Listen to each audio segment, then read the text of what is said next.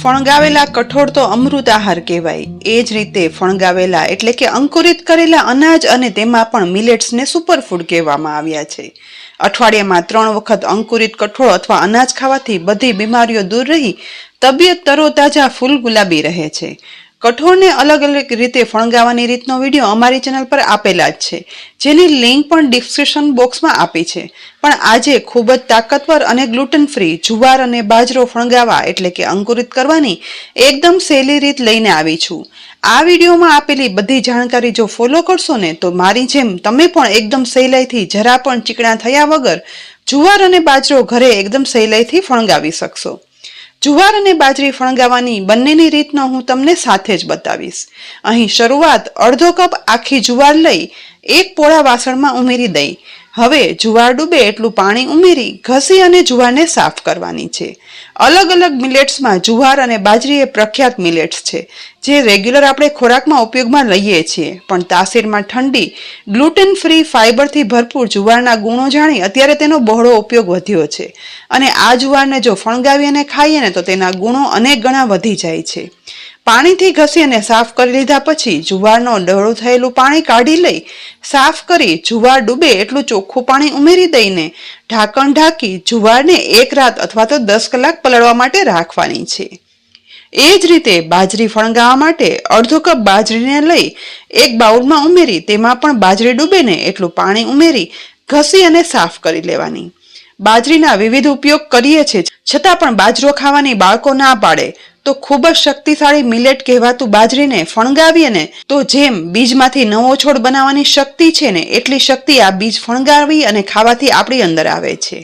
અહીં બાજરી પણ સાફ કરી લીધા પછી ડોળું પાણી કાઢી ફરીથી બાજરી ડૂબે એટલું પાણી ઉમેરી અને ઢાંકણ ઢાંકી 1 રાત અથવા તો 10 કલાક પલાળવા માટે રાખી દેવાની છે.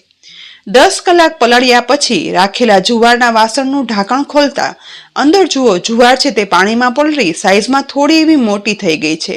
હાથ વડે દાણો પ્રેસ કરતા પ્રેસ નહીં થાય, પરંતુ 2 ટુકડામાં તૂટી જશે તેટલો સોફ્ટ થઈ જાય છે. તો પહેલા જુવાર ચીકણી થયા વગર અંકુરિત થાય ને તેના માટે હવે આગળનું સ્ટેપ ખૂબ જરૂરી છે. તો પલળેલી આ જુવારને એક પોળા બાઉલ ઉપર ગણી રાખી તેમાં ઉમેરી દેવાની. જુવાર પલળવા રાખેલું પાણી તો ગળાઈ જશે, પરંતુ એ સિવાય ઉપરથી ચોખ્ખું પાણી ઉમેરતા જઈ જુવારને હાથ વડે ઘસી અને સાફ કરી લેવાની છે. આ રીતે સાફ કરવાથી જુવારની અંદર પલળવા સમયે થોડી એવી ચીકાશ થઈ ગઈ હશે ને તો તે દૂર થઈ જશે. ઘસી અને સાફ કર્યા પછી જુવારને નિતારી સાવ કોરી ના કરતા સહેજ એવી ભીની જ રાખી એક હોલવાળા વાસણમાં કે પછી ચાળણીમાં ઉમેરી દેવાની છે. વાસણમાં જુવારને થોડી એવી ફેલાવી દઈએ. કોઈ પણ સજીવને અંકુરિત થવા માટે હવામાં રહેલા ઓક્સિજનની અને પાણીની જરૂર પડે છે. એ જ રીતે જુવારને પણ અંકુરિત થવા માટે પાણીવાળી ભીની તો છે જ, પણ ઓક્સિજન મળી રહે ને એટલે આપણે હોલવાળા વાસણમાં રાખી છે. અને એ જ રીતે ઉપરથી સાઈડ પણ હોલવાળી ડીશ ઢાંકી દઈશું, જેથી બધી સાઈડથી જુવારને ઓક્સિજન મળે અને એકદમ સરસ ચીકાશ વગર અંકુરિત થઈ જાય. હવે જુવારને 24 કલાક અંકુરિત થવા માટે રાખી દઈશું.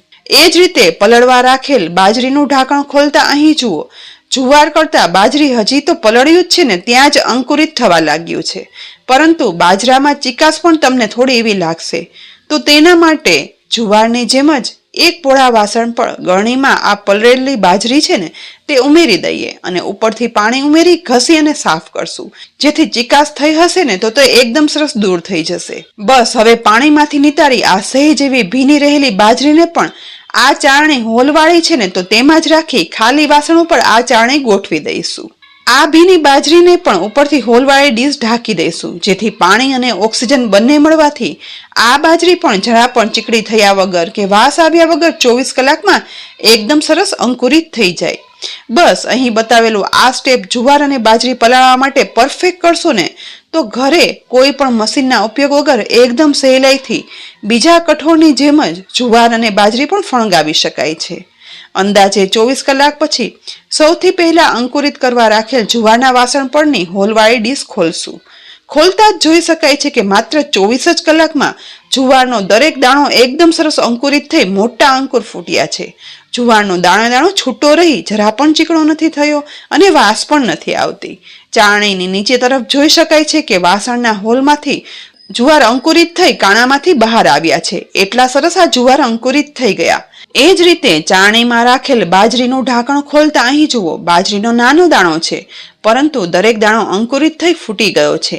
હાથમાં લેતા સોફ્ટ દાણા સાથે ફૂટેલા અંકુર સાથે આ બાજરીના દાણા જરા પણ ચીકણા નથી થયા અને ચાણીમાં નીચે તરફ અંકુર ફૂટી બહાર નીકળ્યા છે. તો છે ને એકદમ સહેલી રીત જુવાર અને બાજરો ફણગાવવાની. આ જુવાર અને બાજરી ફણગાવતા તેના ગુણો અનેક ગણા વધી જાય છે.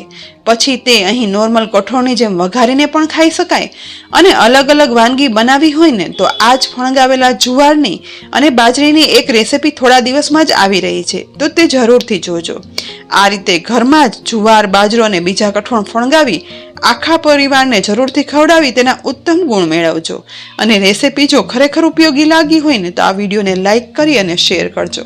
સાથે જ અમારી યુટ્યુબ ચેનલ સબસ્ક્રાઇબ કરી અમારા ફેસબુક પેજને લાઇક કરી અને ફોલો કરજો, જેથી આવી અનેક ઉપયોગી રેસીપીના અપડેટ્સ તમને તુરંત જ મળે. આવતીકાલે ફરી મળશું નવી રેસીપી સાથે.